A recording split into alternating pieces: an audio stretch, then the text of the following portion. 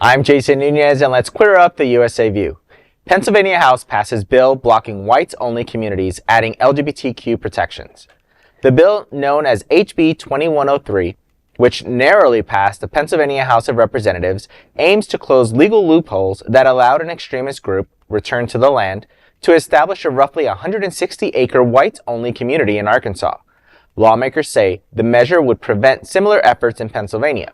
State Representative Ben Waxman, a Philadelphia Democrat, said the legislation is meant to send a clear message that such developments are not welcome in the Commonwealth. The proposal faced sharp debate, particularly after one amendment merged it with the Fairness Act, which added sexual orientation and gender identity to Pennsylvania's list of protected classes. All House Republicans and one Democrat voted against the bill. Representative Jamie Walsh, a Luzerne County Republican, said, quote, "This would be one way in which protections could be eroded when it comes to girls' athletics," end quote. However, Democrats rejected those claims, saying the bill strictly strengthens civil rights protections. The bill now moves to the Republican-controlled Pennsylvania Senate for consideration.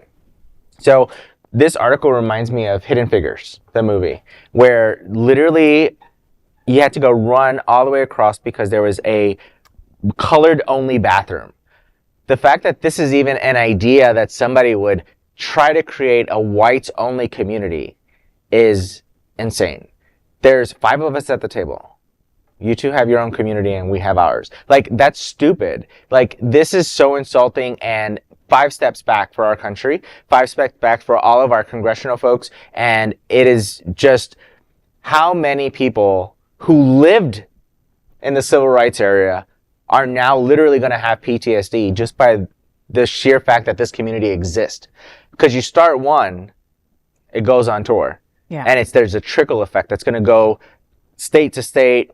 And, I mean, out of all places, Arkansas, that would be a place to start it. But, I mean, it's going to keep growing, and it's just not safe. And when can you be yourself? Like, when do we start recognizing people for who they are and not the color that they are or what they're wearing or their status or their title or anything else? Like, I miss the days where all the racists were just keeping all that shit at home. Literally. You know, like, again, this is not new stuff. Unfortunately, there have been people from the beginning of time that have always wanted to separate black and brown people away from white people, right? And white is a superior race, et cetera, et cetera, et cetera. But for, some people overcame and made those people go back in the closet, so to speak, with their shit, and Trump opened that door and gave them a pedestal and a place to be free and be able to be as racist as you want to be, And the thing is that these things have never gone away.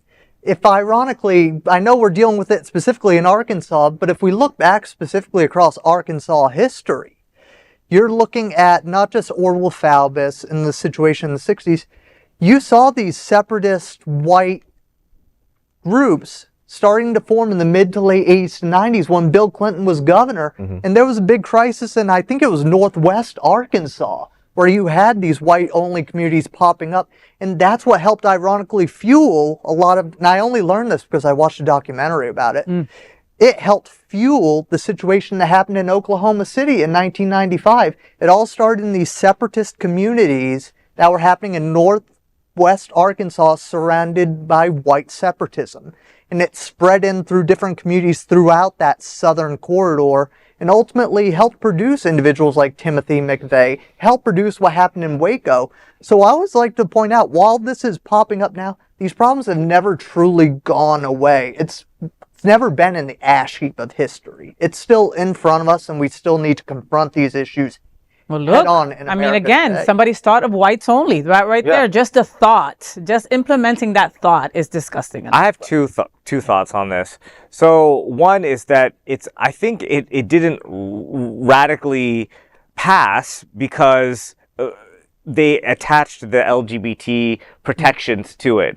So by doing that, they made it into something that would be a little bit more controversial with knowing what the makeup is between Republicans and Democrats in their legislature. So it just seems a little weird that they would have put those two things together on the same bill. And the second thing I was thinking of, why don't you let it? let them build their white community because then the Supreme Court will probably strike it down, and then all the black and brown people need to go and like apply in and just like fill it with and make it a black and brown community that they originally started. I just think that would be kind of funny. But those are just my two thoughts in my head. And yes, that would be funny. But the fact is, the Supreme Court just came in today or yesterday and gave a huge body blow to the Voting Rights Act and are saying that majority districts can be unconstitutional. I mean, the Supreme Court is joining in with this movement, and the thing is, it's not just a bunch of people in their nice new little McMansions on 160-acre property of bigotry, right? And remember when it used to be an insult to be called bigot, and now they wear it like a badge of honor? But it's not just that. These people, they are, in general, they're preppers. They're those people that that are armed to the hilt. How many guns do you have? Is this America? Well, then I don't need to fucking tell you. I mean, these are militant people that take racism to a new level. These are dangerous people. I mean, and it used to be separate but equal, but now their thoughts, their train of thought, their mindset is separate and superior. Well, there is no other queer nonprofit media platform like this in the entire world. Support our LGBTQ stories by sharing them and subscribing to Queer News Tonight.